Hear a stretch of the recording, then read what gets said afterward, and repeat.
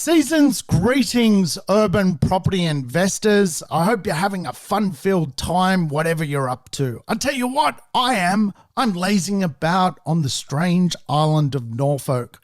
But I tell you what is not strange, my episode pertaining to the 12 golden steps to the perfect property as an investment. If you're thinking about tackling buying a property in the new year, well, this episode is for you. 2023 is set to be a bumper year. And I tell you what, understanding the tips to the perfect property is a great cornerstone way to make sure you set up your foundation correctly if you're planning on investing. So check out this episode. It's part of my best of 2022 series. I'll catch you soon. Have a great day wherever you are in IGA. But, whoa, Rafi. Oh man, Rafi just let rip. Dude, I'm in a podcast. He's sitting under my legs. Whoa. Woo. Jeez, boy. I apologize. That is inappropriate for a podcast.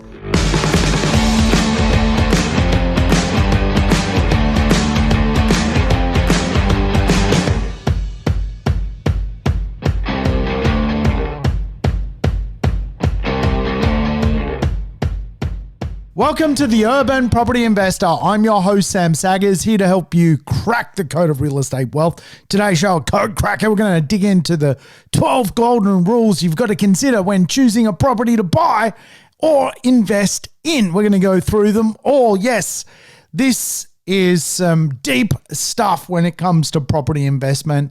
In fact, I feel like I'm inviting you into the chocolate factory. Yes, if you've ever watched Willy Wonka's Chocolate Factory, you know you need the golden ticket to see inside how brokering real estate works. I'm going to give you my top 12 tips when it comes to choosing a property, the golden rules, if you like, the golden ticket. So this is the one episode. If you're going to listen to one property episode or one property podcast this year, this is the one.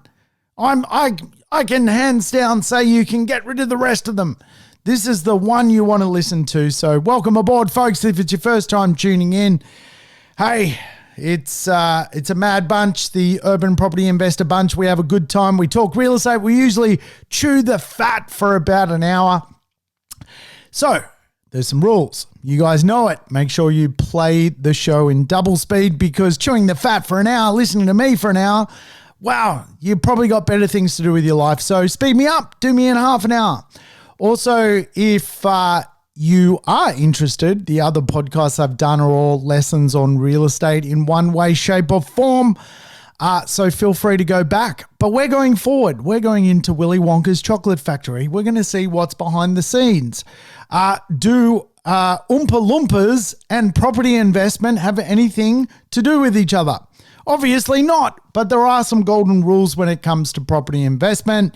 So we're going to go through my top 12 tips when it comes to thinking about property investment, when it comes to choosing a property and making sure you've got something for the long term when it comes to property investment. Now, a few things I need to flag. I've still got the spicy cough, so I could be coughing because of the COVID. And Rafi, the Gopnik dog, is actually sitting on my toes right now, licking my toes. He's got a fetish with toes and feet. And so if you see me sort of kick out or, I don't know, sort of bounce about, it's because I'm being tickled with my toes. So he really, for some reason, likes licking me. I think I'm not clean enough for him. I don't know. He likes to shower me with his tongue, which is quite weird because I obviously feel like I'm a clean human being, but perhaps to a dog I'm dirty because he tends to want to clean me a lot, which is quite weird. And it's a weird sensation having some weird furball Gopnik dog bull terrier's tongue on your feet, particularly when you're doing a podcast. But hey, it's a cold day, so I can see why he's here. He wants to snuggle up and get on with life. Right, now we've caught up. Now you've listened to 3 minutes of useless information about learning how to come into Willy Wonka's chocolate factory. We're going, there's the cough. We're going to go through some of the rules I think are important. On a serious note, what I think is important when it comes to property investing. So rule number one, golden rule number one, for the golden ticket to the Willy Wonka chocolate factory, we want to make sure we're value investing. We want to make sure when we're buying real estate, we're thinking about the overall return logic or value investing.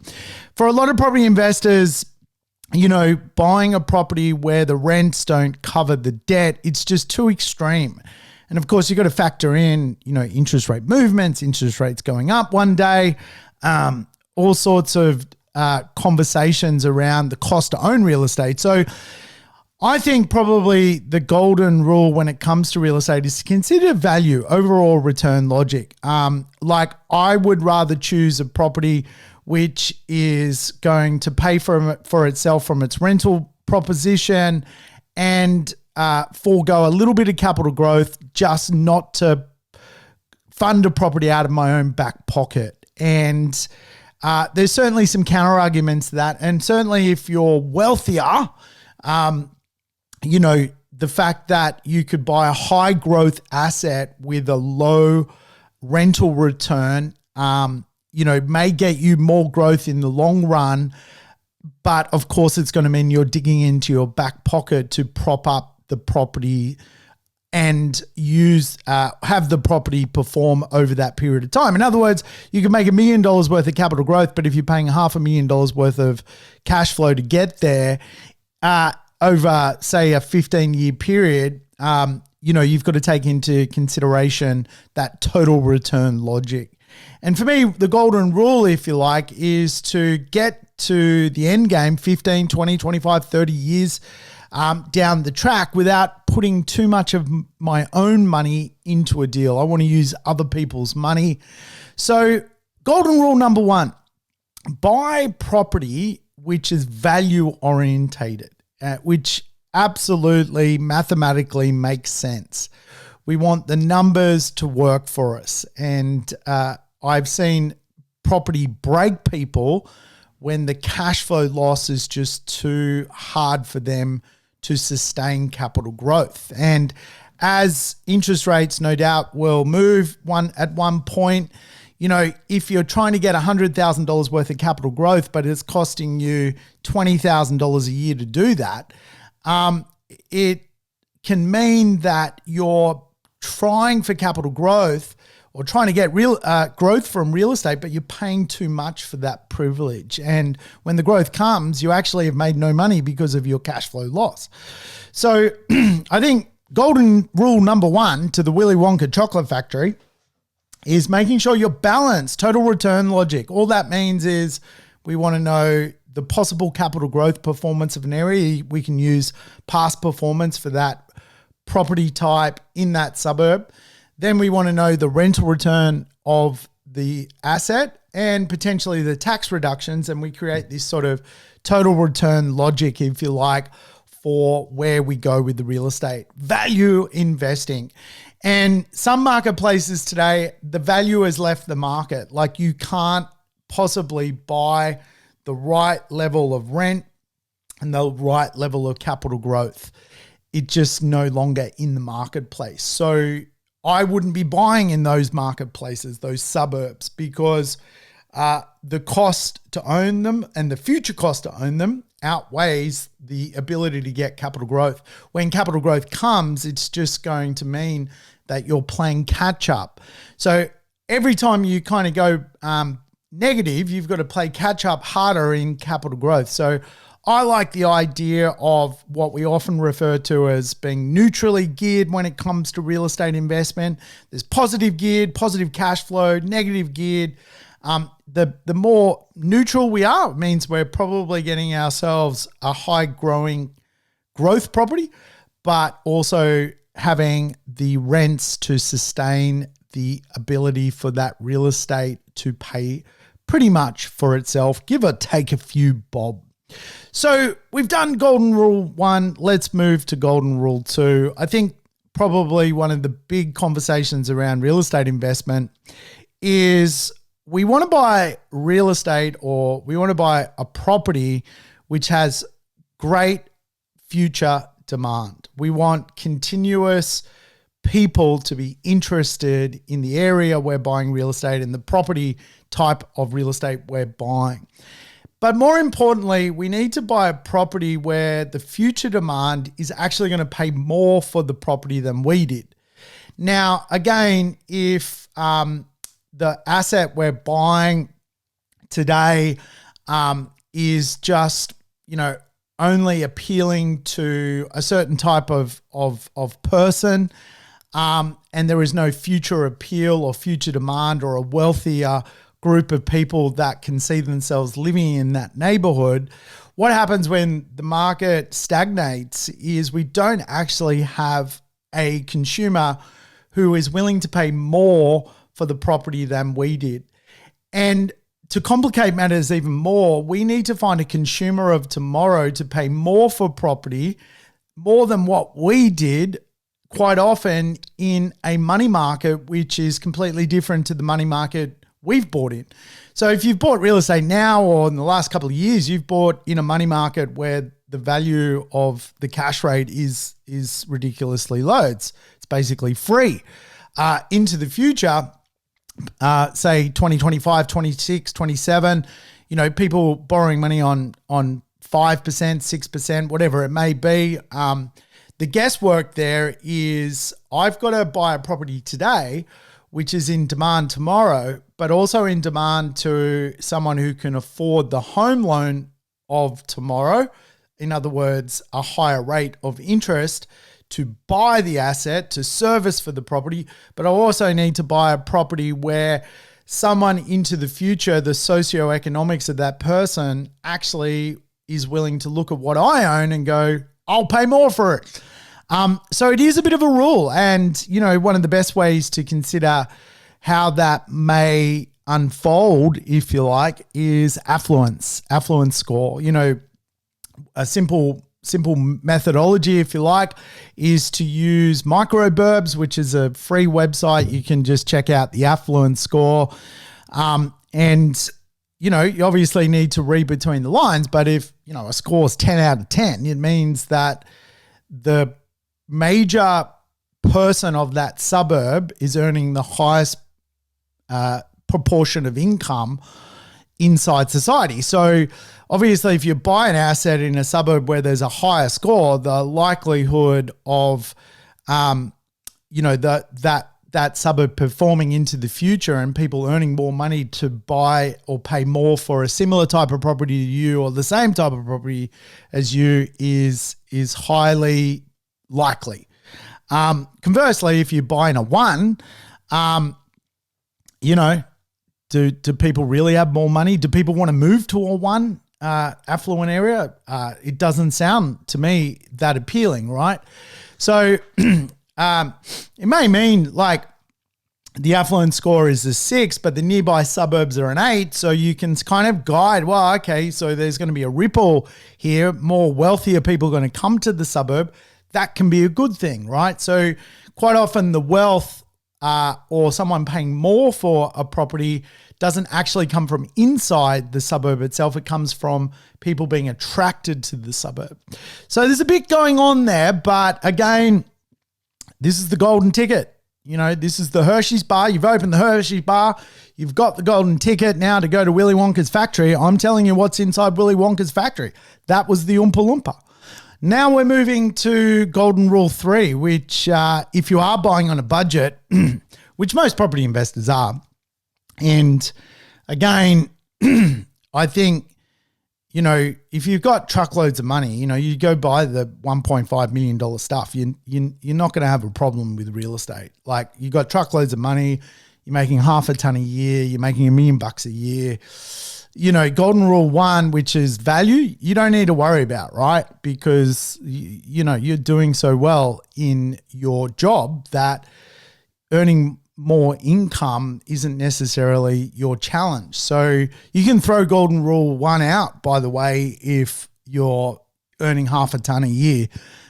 You've got, the world is set. Like for you guys, I'll give you your golden rule. You probably only need 1, but actually, you just buy the best assets.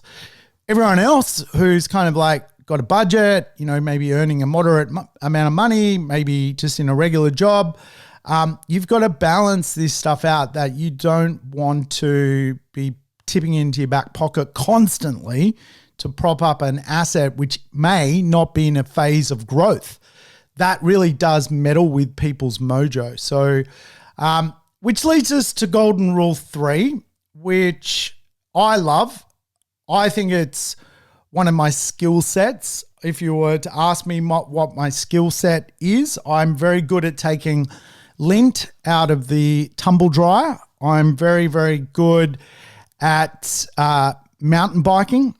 I am, despite breaking my arm last year, I'm good at a few things. The other thing I'm very good at is mapping real estate to find affordable real estate pockets, which are not going to end up becoming lower socioeconomic places or ghettos or the wrong side of the tracks.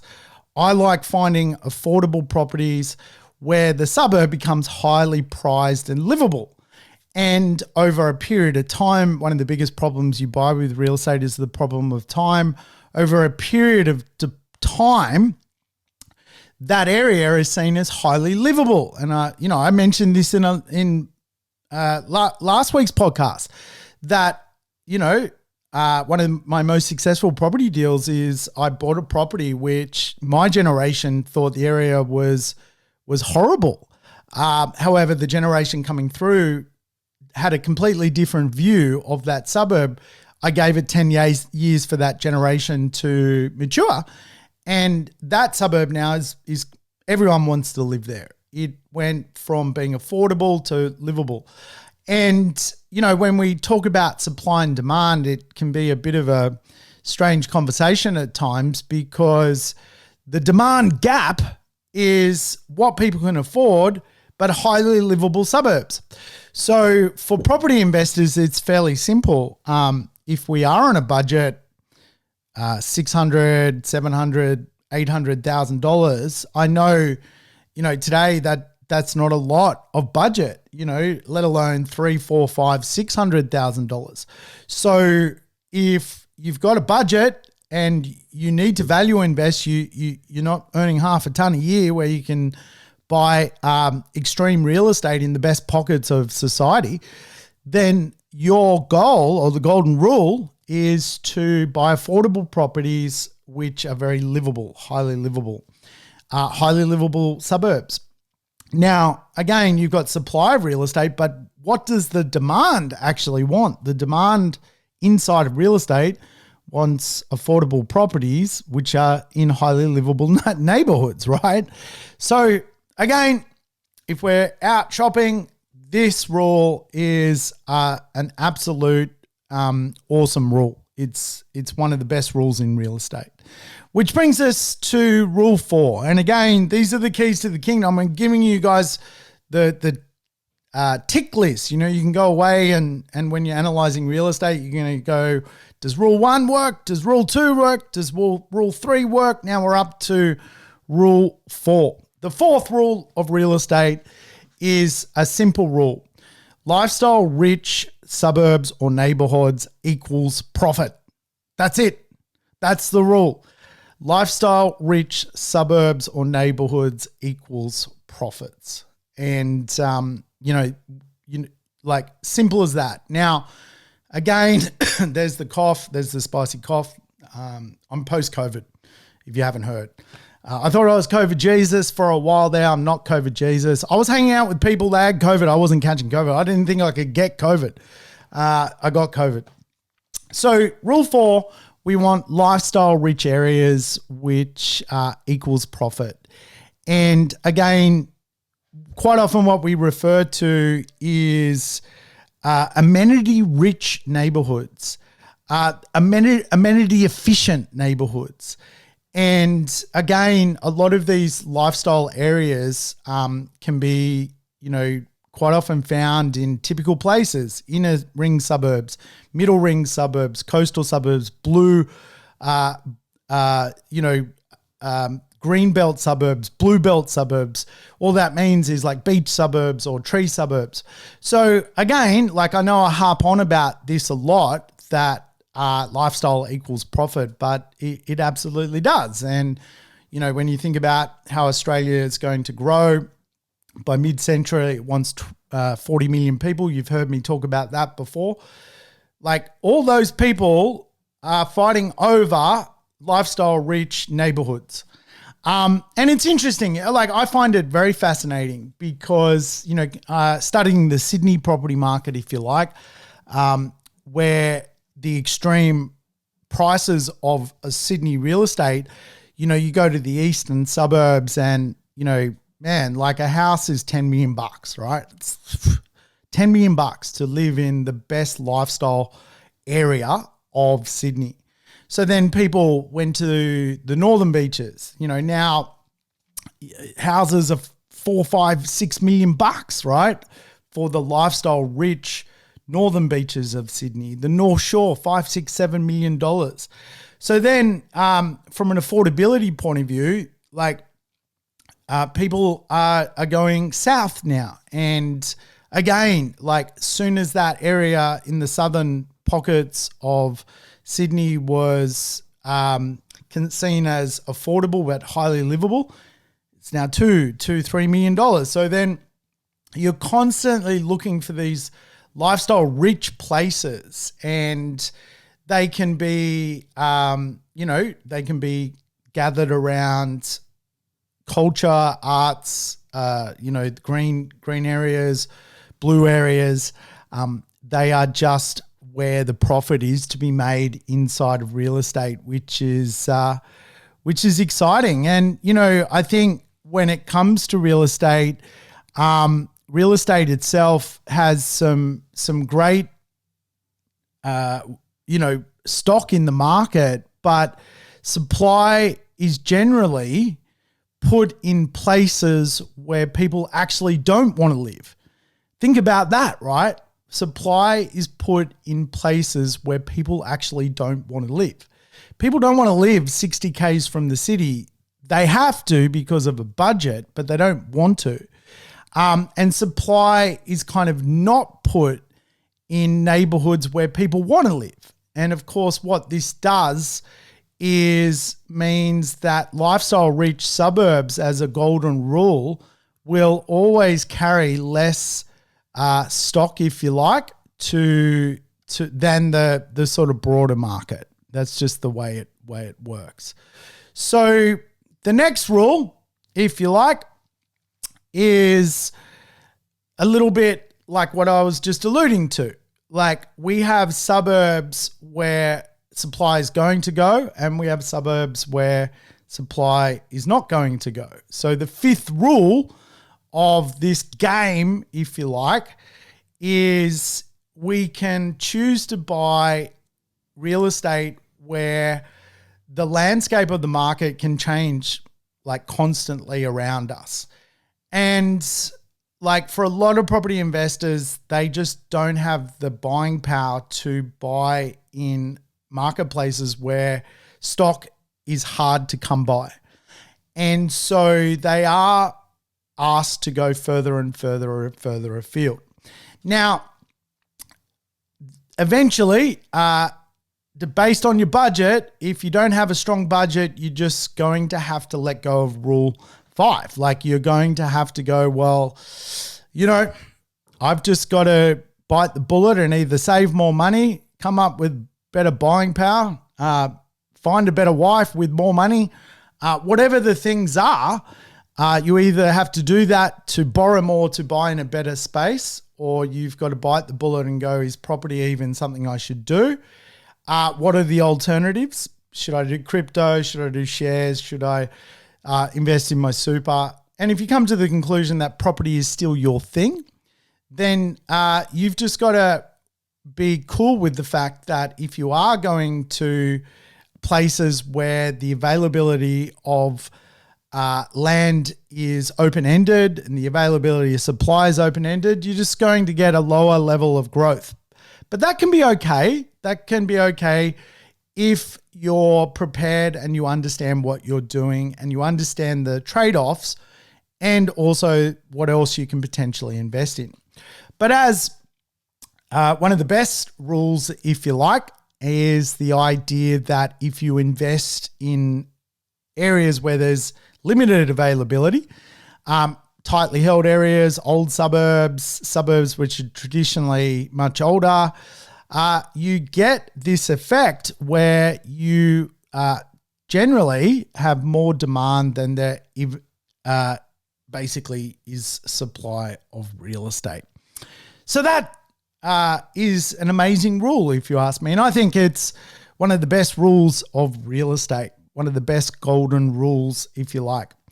Now, the next rule pertains, I love that word. I could say that word all day, pertain. I'm going to use that as a sentence when I go to the IGA after this podcast. I'm going to use pertain in IGA.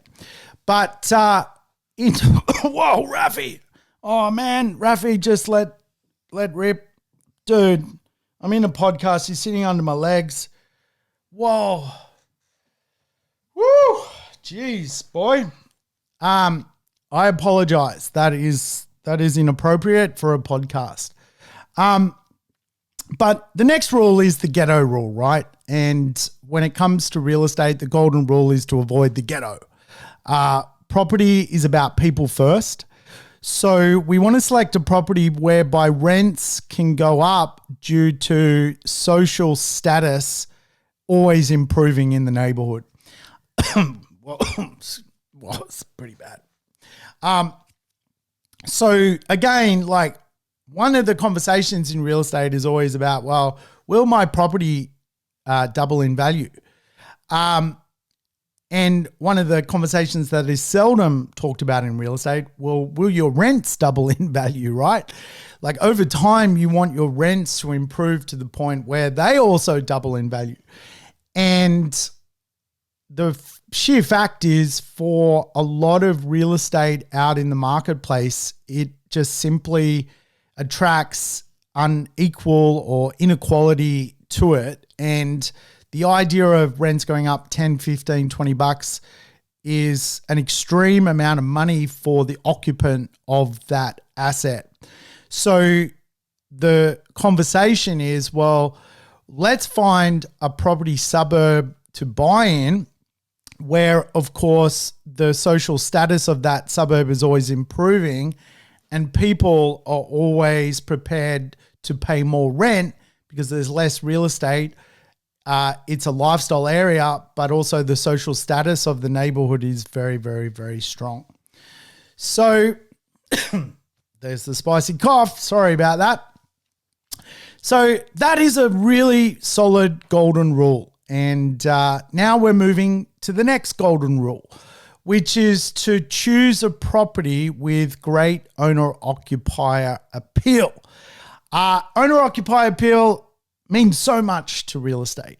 It really does. Like if people feel safe in a space, they pay more for it. If people feel like that area is going to improve their social status, they pay more for it. So in real estate, as a golden rule, we want to make sure we're buying in really good neighborhoods, that the suburb, the street has really, really good appeal. We want to make sure the property is very appealing to the greatest level of demand in the marketplace. And as such, we call this owner-occupier appeal. Now, there's a lot of real estate out there that when you sell it, no owner-occupier is ever going to buy it. The only reason it can get sold is if an investor is interested in the real estate. Now, I'm taking my lemon to market this year. I've appointed an agent. I'm ready to go. That property, if you like, basically has to sell to another investor. So the rents have to be good because otherwise the investor wouldn't buy it. And ultimately, the person who ends up buying that property probably is, hasn't been through what I've been through, where if there's no owner-occupied demand, if owners, whether they're singles, couples with kids, more mature people, like if they're not interested in the asset as a home, then you've got a real problem when it comes to the value proposition of your asset. If your property is what I refer to as a rent for life property, in other words, it's only ever going to be used by a renter. If it's sold, only another investor is going to buy it, who then in turn pushes it onto another renter, then you've got a real problem. And what I see a lot within the buyer's agency space is this kind of self-liquidating, find an investor, sell an investor's property to another investor, and so forth. And, in real estate, I think it's something to be very, very wary of. I see a lot. I see a lot of real estate agents team up and feed property to buyer's agents. And then the buyer's agent is like, I've got this sneaky off-market deal. But really, all that's happening is the real estate agent is choosing a landlord who hates their property from their rental book, telling them they can get a better price, getting a new investor to buy that property and putting that investor back into that rental pool. And in real estate, that's known as self-liquidating a sale. And so if an owner-occupier was going to buy that real estate, the real estate agent would never get back the property to remanage. So again, there are some properties out there which just never make great owner-occupier assets. Whether someone's a young executive or a family, they have a certain type of product they want to go and buy in the marketplace, and it has to be some of the better product in the marketplace or they won't buy it. And so again, there's some good returns out there that you can get as an investor, but sometimes the return falsifies the asset's true worth because it's only appealing to a tenant. It's not appealing to the rest of the market. There's the cough, spicy cough. I apologize. So we want to choose property in a neighborhood which is what I often refer to as amenity rich, which is the next rule of real estate. What is amenity rich? What is it? It's an interesting phrase. What do I mean by that? Schools, job centers, transport, shops, parks, beaches. We want real estate which is connected to stuff. And the more stuff a suburb has in a good way, the better off that real estate is going to perform over time. The more tenants are going to want to be part of that neighborhood. Schools, for example, are a great, driver of why people live in suburbs.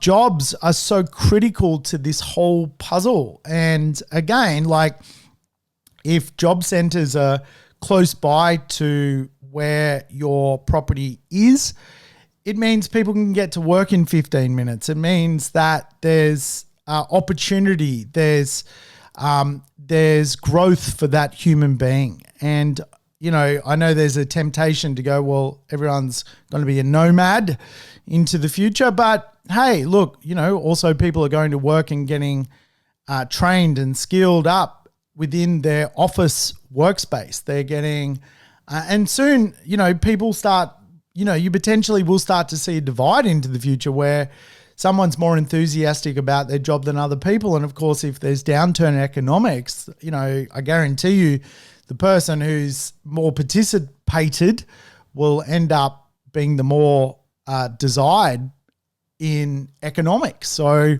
participation is productivity. And again, I think if we can choose these kind of amenity-rich places, we're going to do very, very well from a property investment.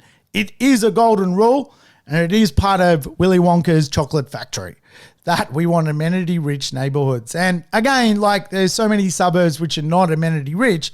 Like you go to the suburb, you're like, where's the school? And they're like, well, there is no school. What do you mean there's no school? You've got a suburb now and there's no school. How do these homes be built without schools? Like that's not amenity rich. That is a productivity issue. And again, like some suburbs just have productivity issues, and ultimately that leads to challenges when it comes to real estate.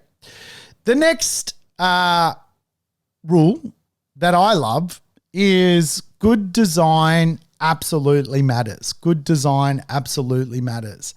And again, like, you know, I think you either got two choices in real estate. You buy something and add design elements, like renovate it, or you design something from the get-go and make sure it's highly priced. You know, obviously in real estate, there is a temptation to talk about the worst house in the best street.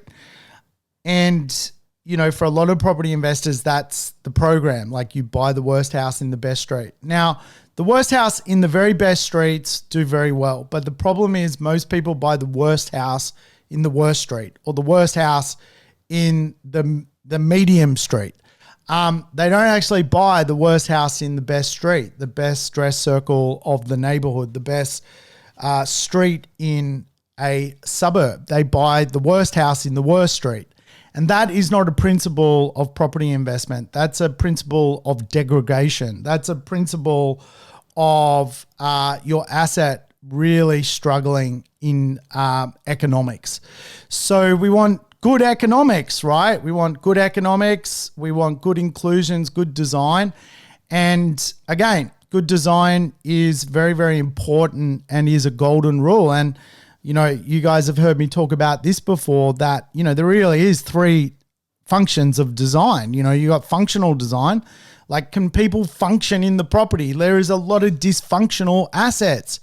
Like you walk into the home, it's a rabbit warren, it's tight. Like, man, you can't swing a cat in the place. You can touch the ceiling. Some apartments are too small. Some, you know, properties are just so, you know, flawed when you walk into them. They're from a bygone era, or even new properties which are just shite, that you've got to understand how good design flows. And a lot of it is functionally based. Like, it can be smaller, it can be sleeker, but it's got to function. You can't waste space. Like, space is so valuable that you want it used well. And circulation space inside properties is, you know, a key fundamental of it all. We've obviously got other design principles, which I like teaching. Reflective design is just the idea that the energy of the property reflects social status improvement. And behavioral design logic is just the idea that the property creates a lifestyle for the buyer or the owner or the tenant. Behavioral design could have a great sized backyard. Behaviorally, you know, the kids can come around. What is the behavior the property brings? Kids running around, right? So again, like whether it's a smaller property or a larger property or an apartment or a townhouse or a house, like behaviors matter. And, you know, the more sort of behaviors a property can create for people, then the more people kind of consider that they are happy to live in the asset. The next rule, and we're almost at the finish of the rules, but we're going to go through a couple more. So stick with the program, stick with the show. Speed me up if you're finding this too long. But rule 11 to me, rule 10, I think we're up to, is one of the best. One of the best, which is when it comes to real estate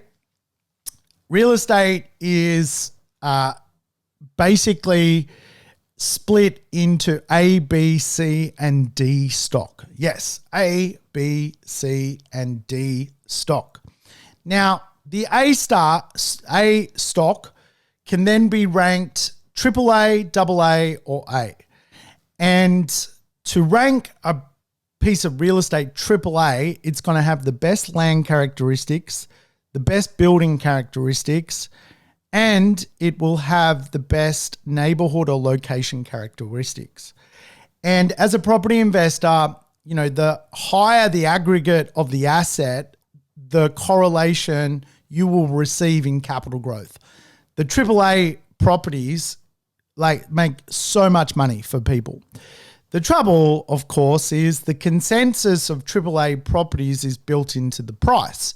So people know it's good and it's probably already been recognized that it is incredible real estate. So as a property investor, you know, we may get a good property, but it may not be AAA because we're spending $600,000. But we can still make some good decisions that, you know, maybe the land characteristics is great, but the building characteristics a bit flawed, but the location is great. Like we're getting, you know, a AA or a double B or a B or a B plus, or however you want to run the the dialogue of how to rank it. But the three things you need to consider are land characteristics, building characteristics, and location characteristics. And when I rank my properties and the property I am selling this year, the Lemon, if I look at the land characteristics, like it is flawed. It is not a good street. It's a busy road. So I bought real estate on a busy road. Bad move, right? Just terrible characteristics. When I look at the build characteristics, so I would score that property on its ranking. I would say it's C grade like land. It's just C grade. It's not B. It's not A. If it was A or B, I wouldn't be selling it. My portfolio that I've kept over the years, and I've sold down some real estate over the years to pay off debt, to become more debt free, which is what you do as you get older. Like you eventually work out that you don't want more debt. You're just cruising, like you're happy. You know, I'm happy. I'm cruising. The asset that I'm offloading, the land is shit. It's crap. It's in a bad spot. There is better land in the neighborhood. The build characteristics, the property is dysfunctional. Functionally, it is a bad design for the property. Like I bought that property so many years ago. It actually taught me about design. Like you all pay for lessons in one way, shape or form, and that building and how dysfunctional it is, and that property dwelling and how dysfunctional it is, has taught me that is a C grade dysfunctional property. Even when I talk to the real estate, like we laugh about it. We're like, far out, this thing is just, how did someone ever approve that? Like it's just so bad. And then the location characteristics are also C grade. Like it is miles from anywhere. It's not close to the shops. It's not the hippest pocket of that suburb. It's not the part of the suburb people want to go to. From a location point of view, it's a bit off the track when it comes to how that suburb functions. Now, suburbs themselves or locations themselves have their own functionality. Like they operate in a way. People want to be on that side of the track, not the other side of the track. The shops are over there and your property's over here. So like even inside a suburb, there are obviously better streets and worse streets. And, you know, there are A grade streets and then there are D grade streets and, or D grade locations within that suburb. So I'm going to score that suburb like a triple C. That property a triple C. And because it's a triple C, it's got to go. It's got to get out of my portfolio. it won't perform. It's not going to perform. I'm kidding myself that it is. I'm lying to myself that it's going to perform. And this golden rule, which is one of Willy Wonka's best golden rules, is a cracker. So the next golden rule, if you like, golden rule 11, is that you, the tenant, and the tax man make up how cash flow works on real estate. You, the tenant, and the tax man. So you always want to have properties where the tenant and the tax man does something. Now, I often find this with property investors that they don't take advantage of the tax system as best as they can. Now, someone's just rung the doorbell. Hang on one sec.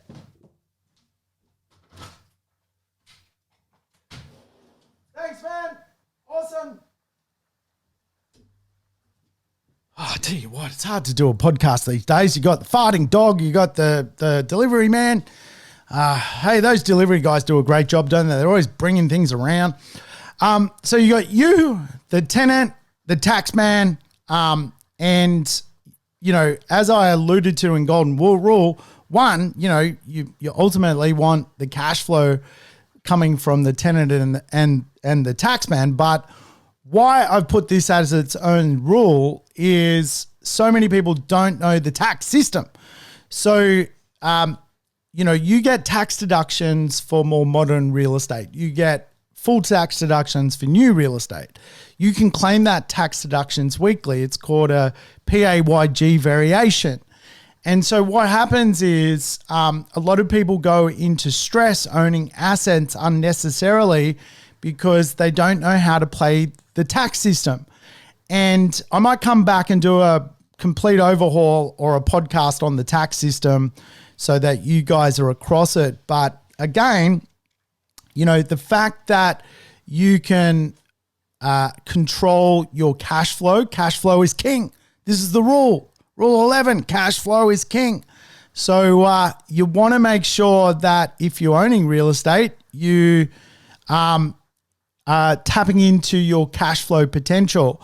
And if you buy real estate that's older than you, 50 years old, you're not going to get any tax advantages using the system set up for property investors. So now that's not to say like every old property is bad. You've got to study it on its merits. But what I'm saying to you is it's easier to go longer owning real estate the more cash flow you've got coming through the door.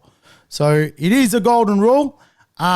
You've come inside Willy Wonka's chocolate factory. These are the rules that I love teaching. And the final rule, if you are prepared to listen to it, is that real estate, and I've said this before, and I've said it a lot this year, so I won't harp on about it so much.